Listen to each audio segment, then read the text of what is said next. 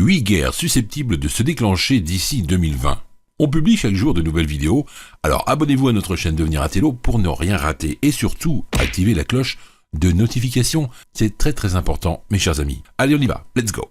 Numéro 1, l'Inde et le Pakistan. Le porte-parole du ministère pakistanais des Affaires étrangères a été interrogé par RT en juin 2017 et affirmait alors qu'en cas de guerre nucléaire, les deux pays verront au minimum une de leurs grandes villes être détruite par l'adversaire. L'un et l'autre devraient être condamnés à la sagesse, exactement comme l'Union soviétique et les États-Unis l'ont été pendant des dizaines d'années, peur de la destruction mutuelle. L'Inde avait déjà le nucléaire et le Pakistan, après avoir été envahi 3 fois, a fait du développement des armes nucléaires la priorité nationale absolue. Le résultat est que l'un comme l'autre possède un arsenal nucléaire tout à fait crédible. Et c'est de cette manière qu'ils se sont développés ces arsenaux. En 2001-2002, une guerre commençait tout au long de la frontière du Cachemire, où les Indiens avaient massé 500 000 hommes. À ce moment-là, le président pakistanais a prévenu les Indiens qu'ils attaquaient massivement le Pakistan.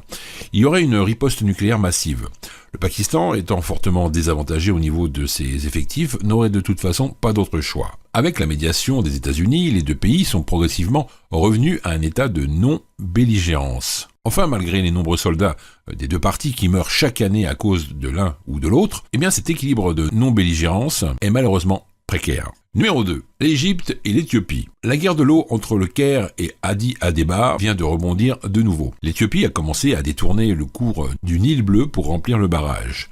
Le gouvernement éthiopien, qui ambitionne de devenir le premier producteur d'électricité en Afrique, voit le barrage nommé la Grande Renaissance comme le plus important du continent avec une capacité de 6000 MW.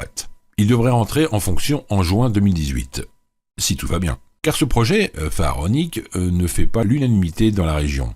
L'Égypte notamment redoute qu'une redistribution des eaux du Nil ne la transforme à terme en désert. Mais, comme l'a remarqué un ministre éthiopien, l'eau du Nil appartient à tout le monde. Ça n'a pas toujours été le cas. L'exploitation du Nil fait depuis très longtemps l'objet de crispations entre d'un côté l'Égypte et le Soudan, et de l'autre les 8 autres pays riverains. En 1929, un traité édicté par la Grande-Bretagne, alors puissante tutélaire, avait abrité la part du Lion aux deux pays situés en aval du fleuve. 55,5 milliards de mètres cubes pour l'Égypte et 18,5% pour le Soudan, soit 87% des eaux disponibles. Il a fallu attendre que les pays en amont du Nil sortent d'une longue période de guerre et d'instabilité pour que le statu quo hérité de l'époque coloniale soit remis en question. Quand ce barrage sera fini, l'Égypte ne va certainement pas se taire, parce que ces terres, son eau, vont devenir d'ici 20 ou 30 ans un vrai désert, et le président égyptien est prêt à faire la guerre pour éviter ça.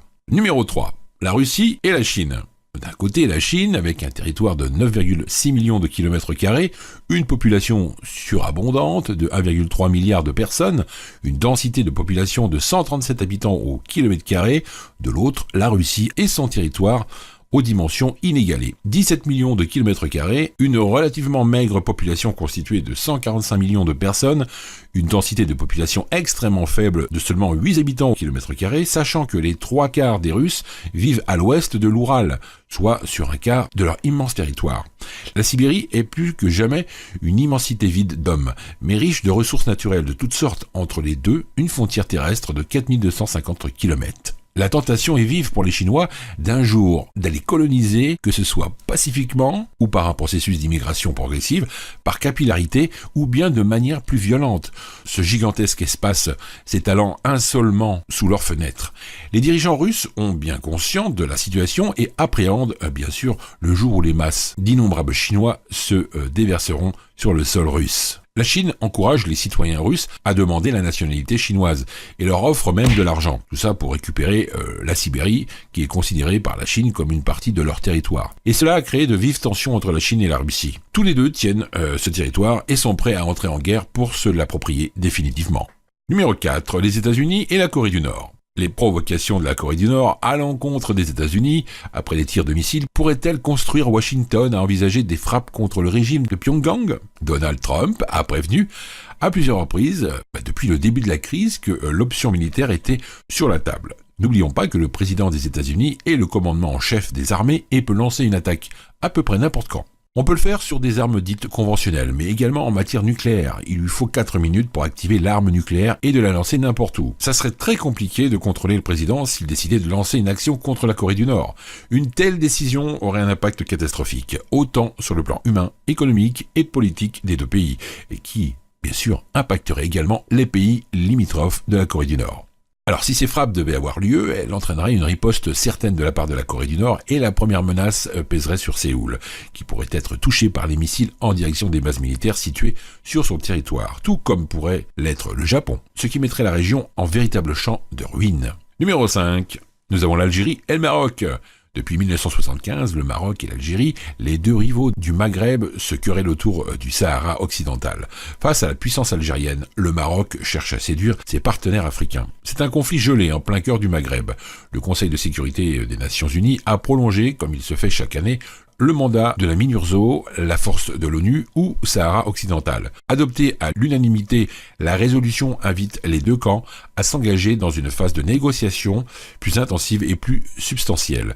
Cela ferait 40 ans cette année que le conflit au cœur de la rivalité algéro-marocaine empoisonne la vie de la région. Le territoire de l'ancienne colonie espagnole, annexé à 80% par le Maroc en 1975, est revendiqué depuis par le Front Polisario, soutenu par l'Algérie. Depuis la signature d'un cessez-le-feu en 1991, les négociations piétinent.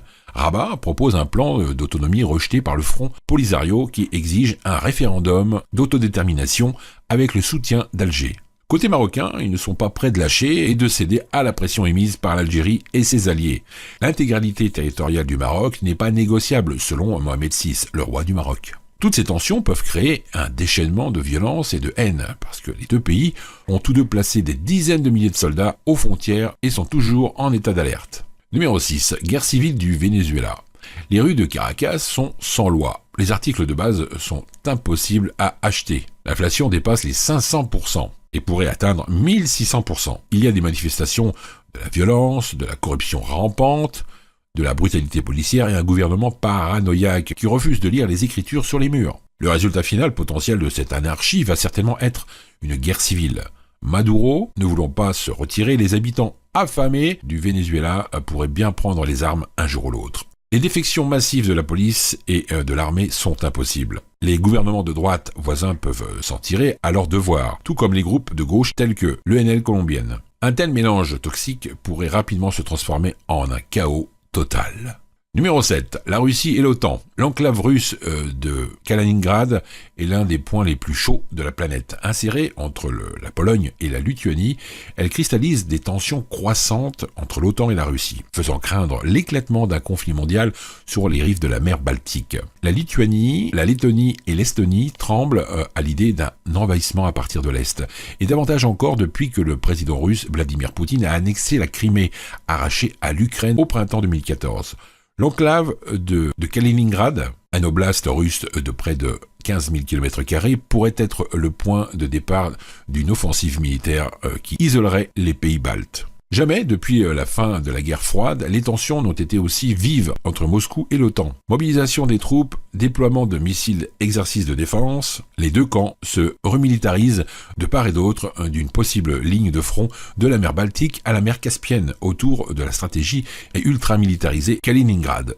Il y a quelques mois, Vladimir Poutine décrète l'état d'alerte maximum de l'armée de l'air russe et ordonnant à ses généraux de se tenir sur pied de guerre. Le maître du Kremlin se tient prêt pour une guerre dont on ne saurait pas qui sortirait vainqueur de ce conflit. Numéro 8. Israël et l'Iran.